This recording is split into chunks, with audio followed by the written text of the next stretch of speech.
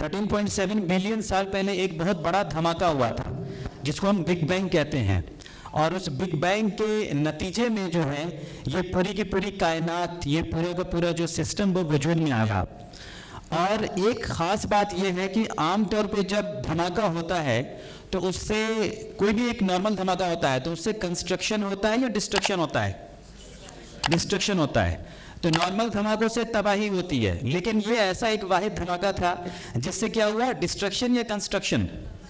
جس سے کنسٹرکشن. تو یہ اللہ کی بڑائی تھی، یا یہ اللہ کے لیے پاسبل تھا کہ انہوں نے دھماکے کے ذریعے ڈسٹرکشن نہیں بلکہ کنسٹرکشن کیا.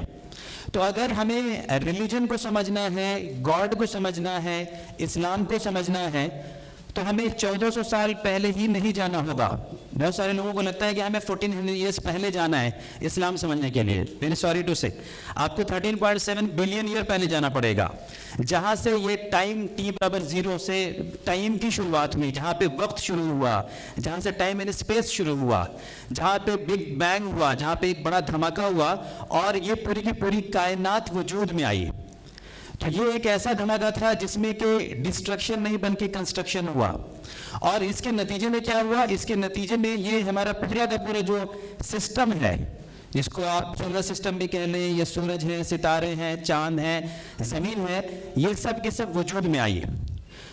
تو وہ کریٹر جو ہے، وہ ہمارا جو خدا ہے، وہ جو ہمارا مالک ہے، جسے ہم کہہ رہے ہیں کہ وہ اس کائنات کو بنانے کا کام جس نے کیا، تو وہ تب بھی تھا جب کچھ بھی نہیں تھا.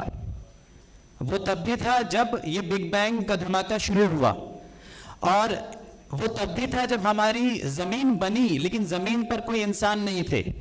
جب زمین بنی، آپ کو معلوم ہے، تو زمین پہ انسان ترنت نہیں آئے، بلکہ ایک لمبے عرصے تک کچھ بھی نہیں تھا. تو وہ خدا تب بھی تھا.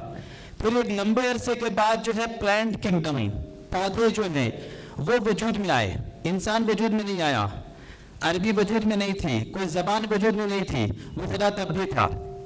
اس کے بعد ایک لمبے عرصے کے بعد وہ جانور وجود میں آئے اس زمین پر. جانور وجود میں آئے، انسان تب بھی نہیں تھا، عربی زبان تب بھی نہیں تھی، قرآن تب بھی نہیں نازل ہوا تھا، بٹ وہ ہمارا مالک، ہمارا کریٹر جو ہے وہ تب بھی تھا. اور اس کے بعد ایک خاص عرصے کے بعد انسان جو ہے اس زمین پہ آیا، اور وہ خدا تب بھی تھا. یہاں پہ آپ ایک ٹائم لائن دیکھ سکتے ہیں کریشن کو لے کر کے، کہ کیسے 13.8 بلین ایئرس پہلے جو ہے ایک بگ بینگ کا دھماکہ ہوا، اور اسٹارز وجود میں آئے، سورج وجود میں آئے، مولٹن ارتھ وجود میں آیا، اوشین وجود میں آیا، اور اسی طرح سے پھر الگ الگ قسم کے جاندار وجود میں آئے.